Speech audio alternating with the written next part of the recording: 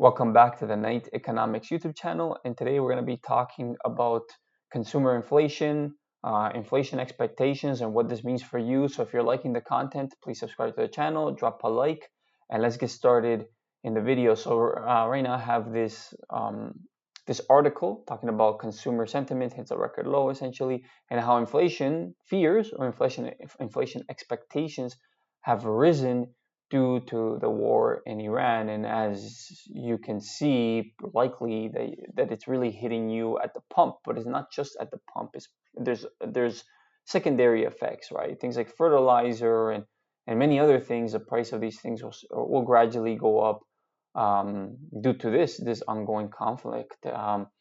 And also, I bring up in this YouTube channel oftentimes the uneducated economist. He has a fantastic YouTube channel, and he essentially talks about the credible threat theory. And what is the credible threat theory? It's essentially what the Federal Reserve does in order, like, this is their true monetary policy, right? It's not the adjustment of inflation rates, because the adjustment of inflation rates actually doesn't do much to stimulate or constrict the economy. It no longer does that because it was too close to zero for too long. And once you get when you get close to zero, essentially there is no more monetary policy, at least from the Federal Reserve side. So having an elevated inflation expectation is what the Federal Reserve needs in order to get their ammo back. So again, I really would recommend checking out his YouTube channel because he explains this stuff very, very well. And here I'm going to go over um, what's going essentially with this fear of inflation. So um, the economy is essentially the mechanical um, the mechanical side of all of our decisions as a whole, right? So like I have my own personal economy, you have your own personal economy. This neighborhood that I live in has their own like internal economy. The city I live in has its own economy, and etc. And it keeps growing from there, right? Um, when they put news like this out into the ether, out into the media and stuff like that, and people are reading this stuff, and you know um and especially if they're listening it on the news and stuff like that, they're going to be afraid. It's going to cause fear and panic and anxiety in a lot of people, and that fear and induced anxiety is gonna make you behave in a certain pattern, in a certain way. If you know if you know things are going to be more expensive in the future because of this said war, for example, you're likely going to buy certain things now because it's cheaper now than in the future, because the future is uncertain. And this has kind of like it's a double-edged sword, because in the fear of inflation into the future is going to make you make a decision now in order to buy things now. So it has a stimulating effect on the economy. It's very sick in a way, right?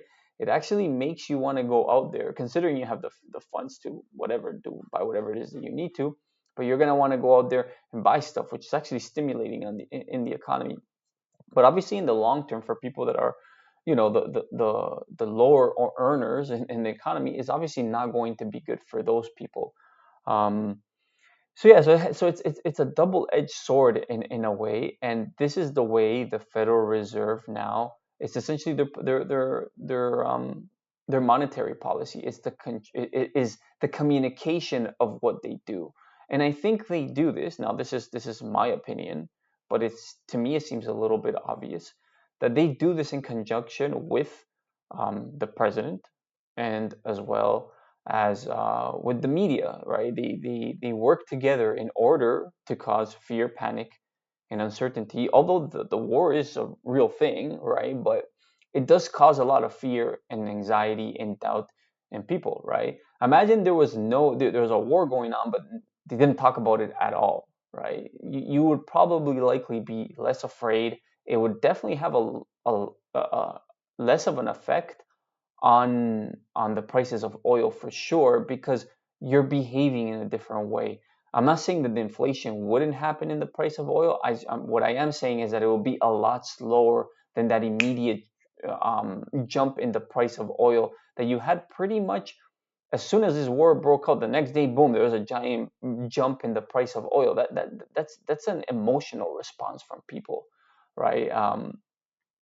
And obviously that's happening like in the crude oil price. So you could see that people are trading it quickly, and then that has a ripple effect into the actual price that you pay at the pumps, right? But it's interesting to think about because like this happens like within 24 hours, and you see that price reflected within the pumps, and so it's like, you know, that oil was already bought at the previous prices, but now it's being sold at a higher price. I think it just becomes a supply and demand thing. I think probably people start feeling stocking up on likely this is what happens. People start going out and buying more gas than they normally would, and that higher demand is what brings the price up locally in your town or city or whatever. But that's a little bit of speculation because I don't know exactly how that connection. I understand the connection between the crude oil price that you would like if you're trying to trade it, right? Like on a exchange. But how is that like? How do you see that immediate effect at the pumps, which is an actual effect? You see it. You see the prices of oil at the gas pump so many times go up, not instantly, but within a couple of hours or within a day or two from when the price went up in the markets, in the trading market. So that's an interesting thing. But regardless, I'm going off on a side quest here talking about this. Essentially, this fear, uncertainty, and doubt is what the Federal Reserve needs because their policy is no longer that of adjusting inflation, or at least that's not the effective policy that they have in order to stimulate or contract the economy. They need inflation expectation to raise because of the neutral interest rate, and the neutral interest rate is this um, is a neutral is a rate, or it is the rate that is neither accommodating or stimulating. So it's neither stimulating or constricting the economy. So it's not causing the economy to grow or to shrink. It's essentially making the economy stay neutral. And this interest rate is very, very important because when the Fed funds rate is above the the neutral interest rate, the economy is essentially restrictive. And if it's below the neutral interest rate, the economy essentially is not restrictive. It's growing. Um, it's going to be easier to have economic movement and things like this. So it's interesting to see how this is playing out, right? You see a lot of these types of um, news articles. You see a lot of this narrative being spilled out and being talked about in the mainstream media, and this does create a lot of uncertainty and doubt amongst the consumer, amongst the regular folks like you and me. But that's why it's good to keep this in mind that a lot of this is, in a way, it is a bit. It's not a bit. It is essentially manipulation, right? Manipulating you from an emotional standpoint, and it's not to say that the war is not a bad thing. Of course it is, but I think it's good to keep a level head in these days and months to come, and just really pay attention, even if it's just to pay attention to what what the narrative is, what they're saying to you. And it's funny because the news is always bad. Like you never hear good news, right? Like it's very rare that you hear good news. It's always about fear, uncertainty, and doubt. So it's like they're always trying to, in this case, the media, in many ways, too many governments are keeping you in a state of fear, because then when you're in a state of fear, it's hard to make rational decisions. So take this stuff into consideration. Obviously, to be a better investor, a person that makes better decisions from your own personal economy, is good to understand this stuff. It's good to keep an eye on the markets, but also don't make irrational decisions that are going to bite you later on in the road because you're stuck in this fear mode, right? It's good, so just take that into consideration, especially understanding the credible threat theory. Again, is by the uneducated economist. That is not my theory. I'll post a link to his video or some of his videos, or just his YouTube channel here in the description of this video. But yeah, so let me know what you think. Do you think that essentially this fear and uncertainty and doubt is good? And it's good in the sense of it's actually going to help the Federal Reserve accomplish their goals of, and maybe I'll go over that. And their goal is this one, right? The average flexible average inflation targeting, which is essentially it's not 2%. It's essentially